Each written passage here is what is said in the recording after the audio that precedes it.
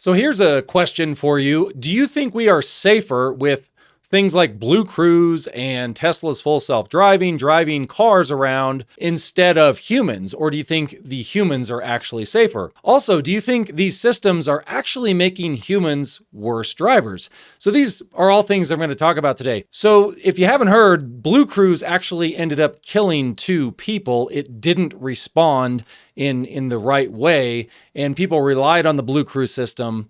A couple Mach-E accidents we're going to go through, and they ended up killing 2 people, 2 individuals that were stranded in the middle of the road. So let's dive into those first. But, the bigger question is, can we really trust these systems? And is it starting to force humans to maybe overtrust them? I've actually found myself with these new ADAS systems, when you start to trust them too much, you start to take your eyes off the road. I want you to see this commercial and how they advertise hands-free driving. This is kind of crazy.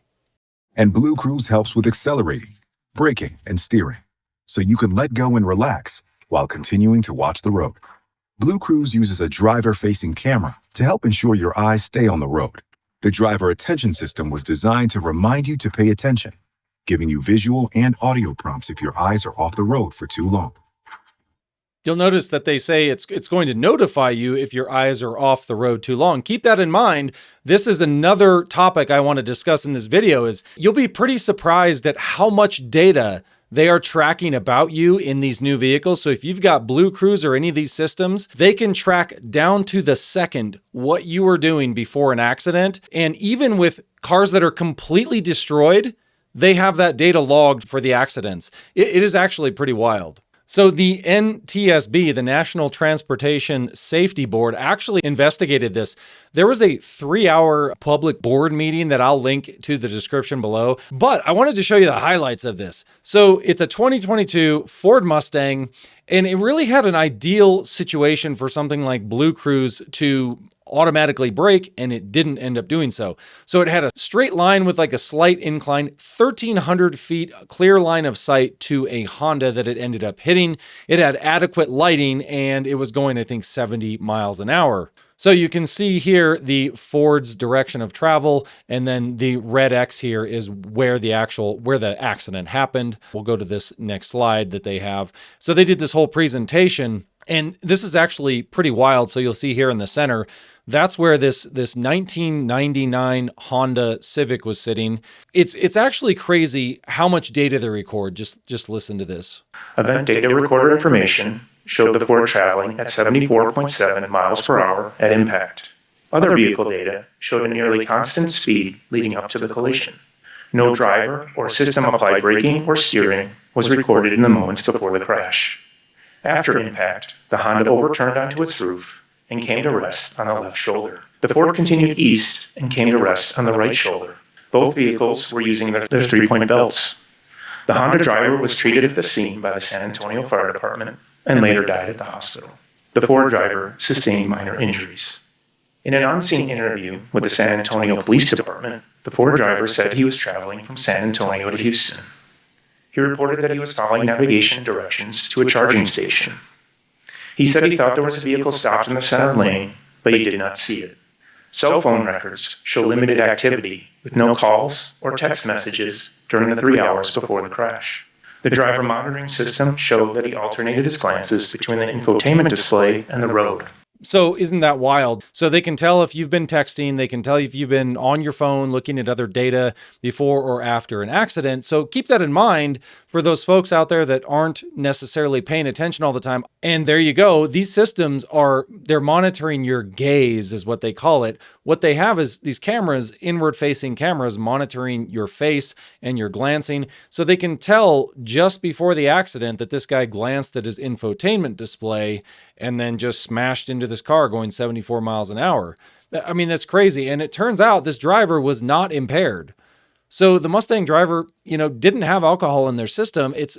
And they're in sort of a perfect scenario for software or to this ADAS system to actually slow down. What it's doing is it's making humans rely on it because they trust it so much. Now, going back to the BlueCruise thing, you remember in that video how they said if you look away, the system is going to recognize if you look away, and then it's going to notify you. Well, this person actually was able to get around those notifications. So This Ford Mach-E driver killed 2 people, one person in the Elantra, and I believe the Toyota Prius driver also died.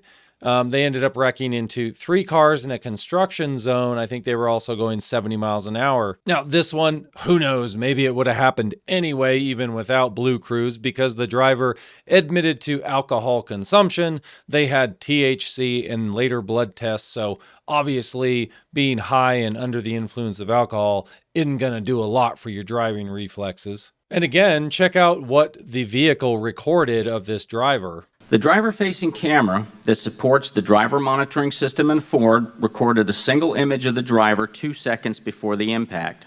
The image showed the driver sitting upright, facing forward with both eyes open and their hands and wrists resting at the top of the steering wheel, with the left hand apparently holding an object that investigators found to be characteristic of a mobile phone. There was no evidence that the driver responded to the stationary vehicles. And so you remember back to the BlueCruise video, they talk about how they are watching your eyes. So if you look away, they're going to detect that and notify you. Well, in this case, what people are doing is they're grabbing their phones. You've seen these people on the road, I'm sure.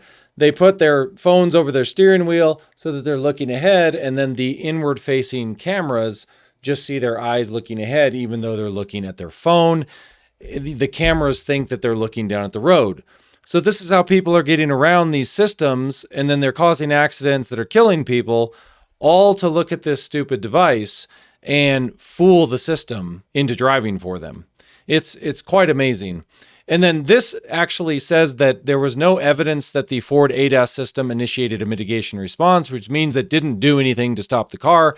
The forward collision warning was generated 0.2 seconds before the crash. So even though the person's sitting there going like this and they didn't look up, there's nothing that would have happened anyway. Even if the BlueCruise system would have notified them at a second earlier, they wouldn't have been able to stop. And look, I understand why people trust this stuff. I actually owned a Tesla. I've been in the full self-driving. I've demoed it. But I mean, when you watch what a Tesla full self-driving does, and when you're in one, you can get to really complicated 4-way stops. I mean, it's amazing how much it can navigate. But what it does is it gives you this false sense of security as a driver, and you start to, after you see it over and over and over, be able to handle situations you didn't think it could handle. Well, then if it doesn't handle one situation, and that situation happens to be you going 70 miles an hour, and there's a parked car or a car with their hazards on in the middle of the road and it just smashes them and kills people, that's a pretty bad situation not to handle. And I think that's what this whole discussion is about. So I used to be someone that thought, well, maybe the cars driving people around are actually better than the distracted people on their phones or the people that drive drunk. But what's actually happening is people that drink are actually, they're drinking and driving more. People are finding an over-reliance on the technology, so they're not afraid to get in their car when they're impaired, whereas before they had this technology, they may have called an Uber or called a friend or waited until they sobered up. But the National Highway Safety Board, the Traffic Safety Board, is actually investigating that it's not making it safer, it's actually making people more dangerous behind the wheel, which is kind of wild. So you guys will have to let me know in the comments what you think. I just personally went on 2,500 mile trip, and some of the ADAS stuff that I didn't like, when you have the lane keep assist on and the adaptive cruise control, it's really irritating because even though you feel like maybe you can rely on the technology, it can just stop in a second. So if you get too much snow or water or bugs or whatever it is on your front sensors or all the sensors, or fog or whatever it is that could mess this system up, you really have to be ready. But I think when people drive in situations like this, they get so used to, they don't even think about the weather. They don't think about the bugs or the rain or whatever. And it can happen in a second. I was on this trip and I was going about 80 miles an hour, and that was the speed limit in Wyoming. And, all of a sudden it just loses connectivity with the sensors, and it immediately shuts down, and it's almost like you hit the brakes. So I'm going 80, I've got people behind me, and it just shuts down almost like I just hit my brakes for no reason. And the cars behind me don't expect that behavior either. So then I have to be ready really quickly to hit the gas, take over myself, and I just put it back in regular cruise control mode because I just don't like these systems. They seem unreliable to me.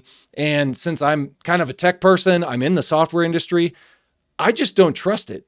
I don't trust computer chips and all the sensors because I know how this stuff works behind the scenes. It actually scares me more that humans are relying too much on this technology. So I just wanted to make this video to remind people to enjoy driving your car. Take the wheel, like take responsibility. You are in a 4,000, 5,000, 6,000 pound plus vehicle. Please don't rely on the software and these systems to drive you around. Don't have your hands down. Don't have your eyes looking away from the road. It's not worth it. And you don't want to live with someone dying because of you, or even just being badly injured. In this case, 2 people died. Actually, 3 people died in the BlueCruise cases that are being investigated now. So thanks for watching. Till next time.